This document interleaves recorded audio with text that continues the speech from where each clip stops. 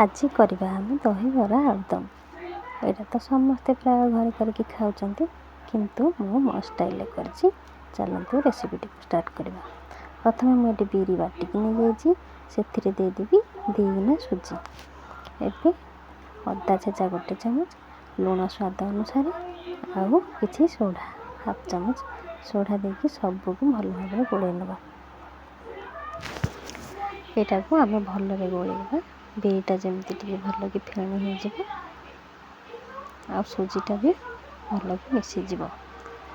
ଏବେ ତାକୁ 10 ମିନିଟ୍ ପାଇଁ ରେଷ୍ଟ କରିବା ପାଇଁ ଛାଡ଼ିଦେବା। ଏପଟେ ମୁଁ ନେଇଛି ଦହିକି ଆମେ ଛୁଙ୍କ ଦେଇକି ରଖିଦେବା। ପ୍ରଥମେ ମୁଁ ଏମିତି ଘାଣ୍ଟି ନେଲି ଦହିକି,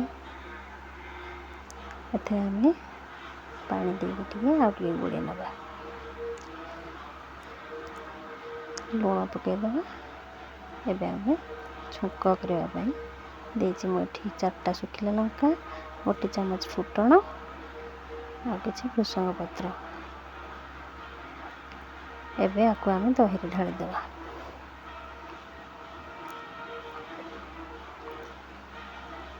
ଏବେ ଆମର ବରା ପାଇଁ ଦହି ରେଡ଼ି ହେଇଗଲା। ଏବେ ଆମେ ବରା ଛାଣିବା। ପ୍ରଥମେ ଗୋଟେ କଡ଼େଇ ବସାଇଦେବା। କଡ଼େଇ ତାତିଗଲେ ସେଥିରେ ଆମେ ତେଲ ଦେଇଦେବା। ତେଲ ତାତିଗଲେ ଆମେ ଯେଉଁ ବିରି ବାଟିକି ରଖିଥିବା ତାକୁ ଆଣିକି ଛାଣିବା।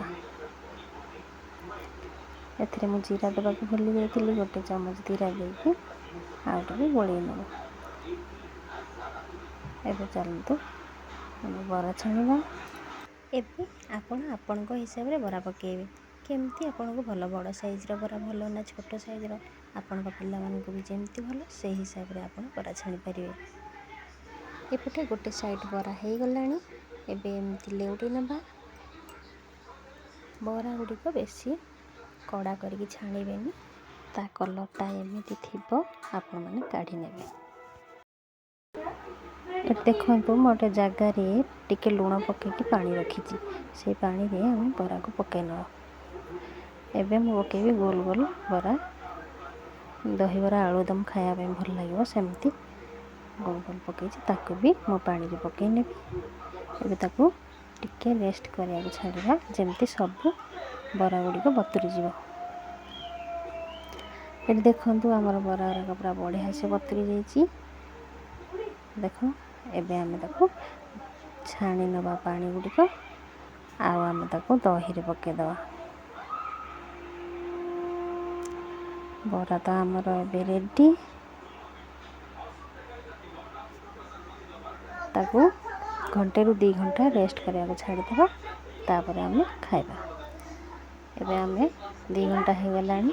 ଏବେ ଆମେ ପ୍ଲେଟ୍ରେ ସଜାଇ ନେବା।